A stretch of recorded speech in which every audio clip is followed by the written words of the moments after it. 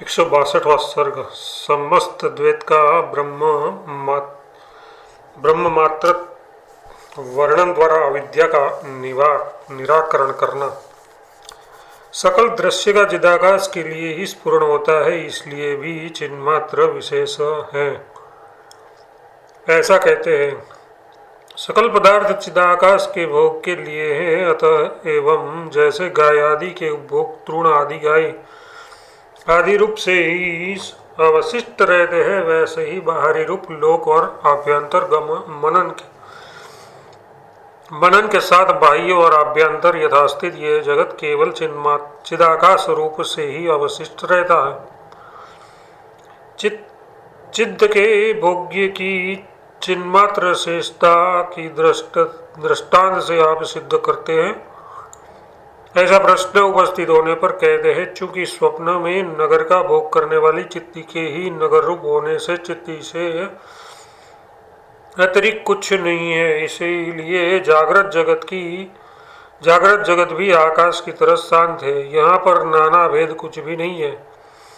यदि नाना द्वैत नहीं है तो जिन नाना सा मालूम पड़ता है वह क्या है। इस पर कहते हैं, चित्त का चारों ओर भान अनाना होता हुआ भी नाना सा मालूम होता है। जो नाना है वह जैसे स्वप्न नगरों और गंधर्व नगरों में पदार्थ निस्वरूप ही है, वह स्वसाक्षी आत्मा से अपने को दर्शाता है। वैसे ही निस्वरूप है, यानी उसका कोई स्वरूप नहीं है, वह स्वसाक्षी आत्मा से अपने को दर्शाता है।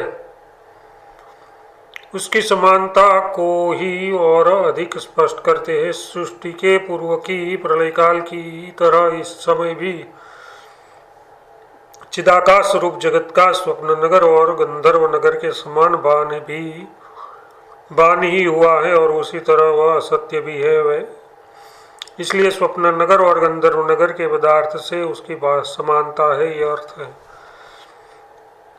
चंद्रमा की प्रादेशिकता यानी चंद्रमा केवल बिता भर है, ये जैसे चंद्रमंडल के विस्तार को जानने वालों के अनुभव में मेल न खाने के कारण असत है, वैसे ही ज्ञानियों के अनुभव से विरुद्ध होने के कारण भी जगत असत है, ऐसा कहते हैं। सत्य असत्यमयी सर्ग सृष्टि तत्वज्ञानियों द्वारा जैसा ज्ञात है वह मूर्खों की दृष्टि में असत है, एवं मूर्खों द्वारा जैसा ज्ञात है वह तत्वज्ञानियों की दृष्टि में असत है, यथार्थ अथवा ऐसा अर्थ करना चाहिए।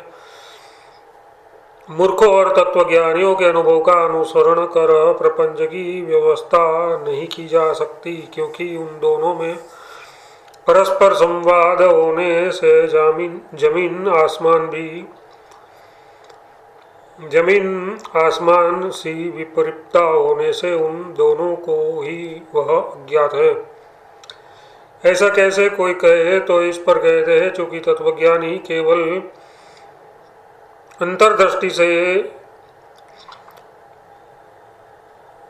अनंत दृष्टि है और अज्ञानी केवल बाह्य दृष्टि है, अतः एवं उन दोनों की बुद्धि वृत्ति में स्थित प्रपंच स्वरूप को ये दोनों स्वयं समझने तथा तुमको अथवा आपस में एक दूसरे को समझाने के लिए समर्थ नहीं हो सकते।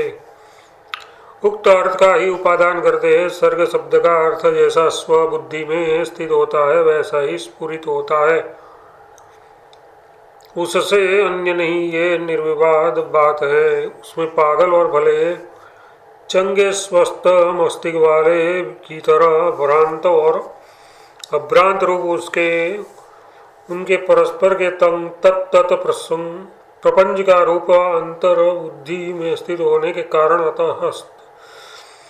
अंतस्थ है। विद्वानों की बुद्धि सदा स्थिरता में जागृत रहती है, इसलिए वह स्थिर आत्म तत्व को देखता है, और अविद्वान की बुद्धि अस्थिरता में जागृत रहती है, इसलिए वह अस्थिर बाह्य को ही देखता है। बुद्धिगत प्रपंच स्वरूप का न तो अत्यंत अंतर है और न अत्यंत बाह्य है, इसलिए दोनों को ही उसका ठीक परिज्ञान नहीं है, ये अर्थ है। जब भ्रांत और अभ्रांत दोनों से प्रपंच का दिखना संभव नहीं है तो प्रपंच अस्तित्व कैसे प्राप्त हुआ? इस प्रश्न पर कहते हैं जैसे तरंगे नदी के जल में जलद्रव के रूप से स्थित होती है, वैसे ही सृष्टि रूप तरंगे अज्ञात चित्त स्वभाव का ही अवलंबन कर आत्मसत्ता से ही चित्त में स्थिति को प्राप्त हुई है। जो केवल चित्त चमत्कार रूप है, उससे अतिरिक्त कुछ नहीं है, वही जगत के रूप से स्थित है। जैसे स्वप्न नगरों में अदृश्य भी वस्तुजात दृश्य सा प्रतीत होता है, वैसे ही ये भी अदृश्य होता हुआ भी दृश्य सा मालूम होता है। ये चित्त की प्रभा ही जगत नाम से स्फुरित होती है। ये अमृत, ये निराकार होती हुई भी दर्पण में घटपट आदि पदार्थों की छाया के समान मूर्तिमती सी होकर व्याप्त है। देह में आत्मभ्रांति ही सब दुखों का मूल है, ऐसा कहते हैं। ये केवल तुच्छ शरीर एकमात्र भ्रांति रूप असत्यमय है। पिशाच ब्रह्म दर्शन की भ्रांति ये अत्यंत दुखदायक है, जो मानव राज्य की तरह असत्य है, जो पत्तों के छोर पर लटक रहे जलबिंदु की तरह चंचल क्षणभंगुर है और पूर्वोक्त विद्वान और अविद्वानों की अनुभूति द्वारा भी विचारा जा रहा जो असत है, उसमें आत्मता का प्रसंग क्या, यानी उसमें कदापि आत्मता का संभव नहीं है। तब मैं राम हूँ, आप वशिष्ठ इत्यादि देहात्म व्यवहार शब्द और अर्थ कैसे है? इस संशय पर कहते हैं जैसे पृथ्वी में मोटा बांस का डंडा चीरने पर उसके अंदर पहले से स्थित शब्द बाहर निकलता हुआ सा मालूम पड़ता है, किंतु उसके अंदर शब्द न तो था और न निकला। वैसे ही जल में तरंगों से, अग्नि में ज्वाला आदि से, आकाश में प्रतिध्वनि शब्द और वायु से कंठ, तालु आदि प्रदेशों में वर्ण स्फोट, पद स्फोट और वाक्य स्फोट निकले हुए से मालूम पड़ते हैं, लेकिन वे उनके अंदर पहले से नहीं है। वैसे ही वासनामयी पदार्थ भी अग्नि से चिंगारियों की तरह जागृत और स्वप्न में आत्मा से निकले हुए से प्रतीत होते हैं, लेकिन वे उस समय नहीं। सृष्टि के आरंभ से स्वात्म चित्त ही स्वप्न के पर्वत के समान स्फुरित होता है। वास्तव में तो न शब्द है, न अर्थ है और न दृश्यता ही है। जो ये है और जो भाषित होता है वह सब परमार्थ सत्य ही है। सत्य से अतिरिक्त रूप तो सृष्टि के आदि में ही कारण का अभाव होने से उत्पन्न ही नहीं हुआ।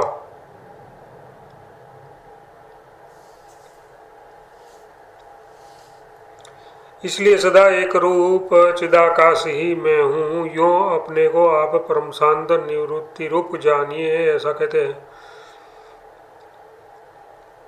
शब्द भेदार्थ विहीन अखिलार्थमयी चिदाकाश स्वरूप में परम शांति को प्राप्त होता हूँ, परम निर्वाण को प्राप्त होता हूँ, ऐसा आप जानिए। एकमात्र शुद्ध बोध रूप आत्मविश्रांति द्वारा जीव में प्रसिद्ध मनोविक्षेप का त्याग कीजिए, जो अपने आप मिथ्या ही उदित होता है। अतः एवं आत्मविचार से अपना उद्धार कीजिए, ऐसा कहते हैं। निस्संदेह जीव आप ही अपना बंधु है और आप ही अपना शत्रु है। अपने से अपनी रक्षा न की गई तो फिर उसकी रक्षा का दूसरा उपाय नहीं है। जब तक आपकी ये तरुणाई है तभी तक विशुद्ध बुद्धि रूप नाव में से इस संसार नामक सागर के परले पार चले जाइए। जो कल्याण है उसे आज ही कर डालिए। वृद्ध होकर क्या करेंगे? बुढ़ापा आने पर अपने अंग भी सारभूत हो जाते हैं, यानी अपने अंग भी नहीं संभाले जाते। बालावस्था और वृद्धावस्था को आप क्रमशः पशुता की भांति ज्ञान की असाधारण और मृत्यु रूप ही समझिए। यदि विवेक संपन्न हो तो वह यौवन ही जीवन है। यदि यौवन अविवेक पूर्ण रहता रहा तो वह पशुता से भी गया गुजरा है। बिजली के कौंधे ने के समान चंचल इस संसार को पाकर सत्शास्त्रों के अभ्यास और सज्जन संगति द्वारा अज्ञान रूपी कीचड़ से आत्मा का उद्धार करना चाहिए। ओह खेद है, मनुष्यों की निष्ठुरता का कोई ठिकाना नहीं है, जो स्वयं कीचड़ में गले तक मग्न होने पर भी शास्त्र प्रतिपादित उपायों से अपने उद्धार का उपाय नहीं करते। उन बेचारों को कौन सी गति होगी। जैसे मिट्टी के बने हुए बेतालों की पिशाचों की सभा, ग्रामीण पुरुष को जो ये मिट्टी के बने हैं ये नहीं जानता, किंतु असली बेतालों की सभा मैंने देखी, यूं भ्रांति है। अतः भय ज्वर आदि दुखदायक होती है और उसकी दृष्टि में ये मिट्टी के बेतालों की सभा है। यो यथार्थ ज्ञान से बेताल सभा मिट्टी की ही होती है, उसे भय ज्वर आदि दुख नहीं होते। वैसे ही ब्रह्ममय ये दृश्य शोभा अज्ञानी को जो इसे ब्रह्ममय नहीं देखता भय क्लेश आदि देती है। ये दृश्य ब्रह्म ही है। यो यथार्थ विज्ञान होने पर ये भय क्लेश आदि नहीं हो देते। ये दृश्य यथार्थ ज्ञान होने से पर कोई क्लेश आदि क्यों नहीं देता। इस प्रश्न पर कहते हैं ये दृश्य यथार्थ ज्ञान होने पर अशांत होता हुआ ही शांत हो जाता है, स्थित होता ही हुआ विलीन हो जाता है और दिखाई देता हुआ भी नहीं दिखाई देता। यदि कोई कहे कि स्पष्ट रूप अनुभव होने के कारण सत्यता को प्राप्त हुए जगत की ज्ञान मात्र से कैसे असत्यतापत्ति हो सकती है, इस पर कहते हैं जैसे अपने स्वप्नमय में स्पष्ट रूप से अनुभव में आया हुआ भी स्वप्न जगत प्रबोध से जागने से असत्य ही हो जाता है, वैसे ही चिदाकाश में अनुभवमान भी ये सर्ग संवित तत्व ज्ञान से केवल शून्य ही रह जाते हैं। वह तत्व ज्ञान मन के साथ इंद्रियों पर विजय पाने बिना नहीं प्राप्त हो सकता। ये दिखलाते हुए उपसंहार करते हैं। जन्म के ज्वर रूप काम क्रोध आदि वनाग्नि से जले हुए जीवन रूप जंगलों में मृगों के सदस्य कभी तृण पत्ते आदि कष्ट का लाभ होने और कभी इष्ट का लाभ न होने से शिथिल हुए मतवाले मन और प्राणवायु के बाहर संचरण से युक्त इस इंद्रियों को जीतकर ज्ञान द्वारा अविद्या पर विजय प्राप्त कीजिए। अविद्या पर विजय द्वारा मुक्ति पाकर पुनर्जन्म का निर्वाण कीजिए। 162वां सर्ग।